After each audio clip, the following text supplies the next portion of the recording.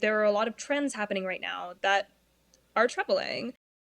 I don't know if folks are familiar with this, but this Ozempic craze where people are going out and getting diabetes medication and injecting it in themselves in the hopes that it will help them lose weight. This is I mean, I don't want to use epidemic. Epidemic has a very specific meaning, but this is happening more and more where people are either getting prescribed Ozempic, or other medications like it, but people are going to their doctors and trying to get this quote unquote miracle weight loss drug that's actually a diabetes medication. And the cultural conversations around it are very, very troubling. It does definitely seem like we say one thing but we do another, right? Like all bodies Yeah. are accepted. You should change. And when you said earlier, we're seeing more bodies represented, are things getting better? The Ozempic craze comes to mind immediately because I think that this is a reflection of attitudes that people have had for a while. That the thin, curvaceously thin, lean, whatever ideal continues to be perpetuated. And if people think that it's attainable, they will go to great lengths to do it. What do you think about filters?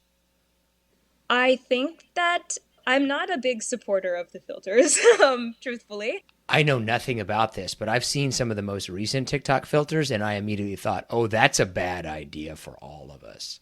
I will be very interested to see how social media continues to advance. And I think AI, I hesitate to use the term AI because people who actually know what AI is will probably be like, well, that woman doesn't know anything about Yeah, AI. we'll give you And that's leeway. accurate. We'll give you leeway. Yeah, Right. But I'm troubled by how advancements might affect some of these filters as well. If you can totally change the way you appear online, how are you going to feel about what you actually look like in person? We have research to suggest that viewing photos of idealized bodies has a negative impact on people's body image. If you are making upward social comparisons, and I've used that language before, but it's a social psych term, meaning you are looking at something or you're comparing yourself to someone who you perceive to be better than you will feel worse about yourself. So if you're looking at someone, and I don't mean to say this in objectifying terms, but just for simplicity's sake, you're looking at someone and you think their body is like a 10, you think it meets the ideal, and you see yourself as like a 6, well, then you're going to feel shitty because you're making that upward social comparison with them, and you're going to say, why am I not a 10? So if you're looking at other people's idealized bodies, you'll feel bad about yourself. If you're looking at your own idealized body, not only are there potentially negative consequences for how you see yourself, but then other people, if you post those photos, are seeing an idealized version of you, which then could potentially also make them feel bad. So I'm not a big supporter of the filters, truthfully. I do worry about what they are doing for individual body image as well as sort of societal body image. And I would actually argue that it's potentially even getting worse for men as this lean and muscular ideal continues to be perpetuated.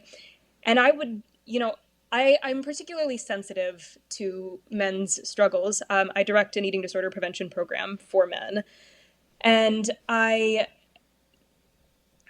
I think that men don't have as many opportunities to talk about body image. Men oftentimes don't see the behaviors in which they are engaged to change the shape of their body as being problematic or troubling, and other men and women oftentimes encourage those behaviors in men. So many men are sort of struggling in silence because they dislike their bodies, but there's no real avenue for discussing or no real outlet for discussing their body image related concerns.